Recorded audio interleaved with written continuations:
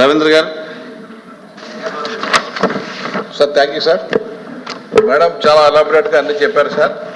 అయితే టెక్నికల్గా 2-3 క్వశ్చన్లు అడుగుతారు. మీ దగ్గర ఇన్ఫర్మేషన్ ఉంటే ఇవ్వచ్చు, తర్వాత ఇవ్వచ్చు. ఇప్పుడు మన infant mortality rate, maternal mortality rate last year ఎంత, ఇప్పుడు ఎంత, తగ్గుముఖం పట్టిందా, హెచ్చుగా పెరుగుతుందా ఇంకా బాగా? ఈ రెండు చాలా index sir. Child women welfare గురించి చేయాలంటే, తెలుసుకోవాలంటే infant mortality, maternal mortality, kwashiorkor, marasmus అని కొన్ని డిసీజెస్ ఉన్నాయండి.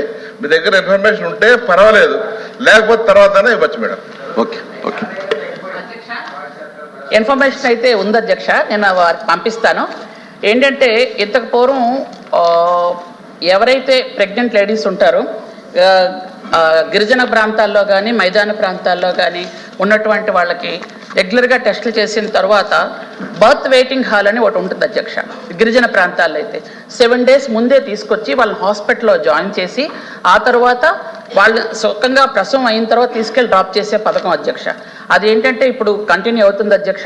అది మరి కాస్త గత ప్రభుత్వంలో అయితే మాత్రం అందరూ గొడవ చేయకపోతే చెప్తాను అధ్యక్ష, అది మాత్రం పూర్తిగా మూల పెట్టారు. ఇప్పుడు మళ్ళా తీసుకొచ్చాం అధ్యక్ష. అంటే మళ్ళీ అందరూ ఒకేసారి గొడవ చేస్తే మళ్ళీ ఎవరికి వినిపించదు. అలాగే గిరిజన గర్భిణీ వసతిగృహాలు కూడా ఉన్నాయి అధ్యక్ష. ఆయన అడిగిన దానికి చెప్పారుగా పంపుతానని. కూర్చోండి ఇంకా. థ్యాంక్ యూ అధ్యక్ష. చెప్తాను అధ్యక్ష. Okay okay. Question number 13510 minister for energy. Sir chairman sir,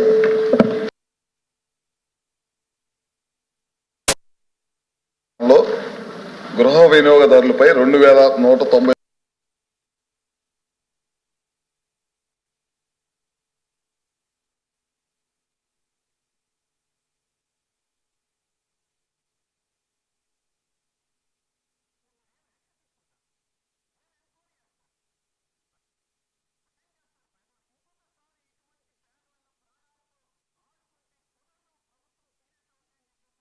tariff సంబంధించి 1769.92 కోట్లు అదనపు భారం పడింది. అంతేకాకుండా ఆ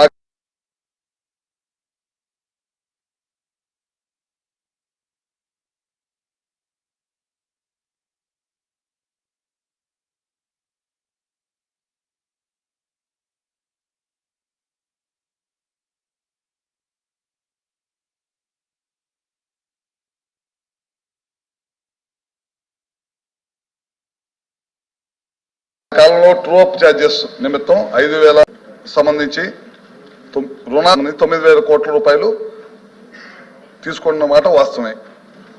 4వ ప్రశ్న సంబంధించి ఈ ప్రశ్న ఉత్పన్నం కాదండి.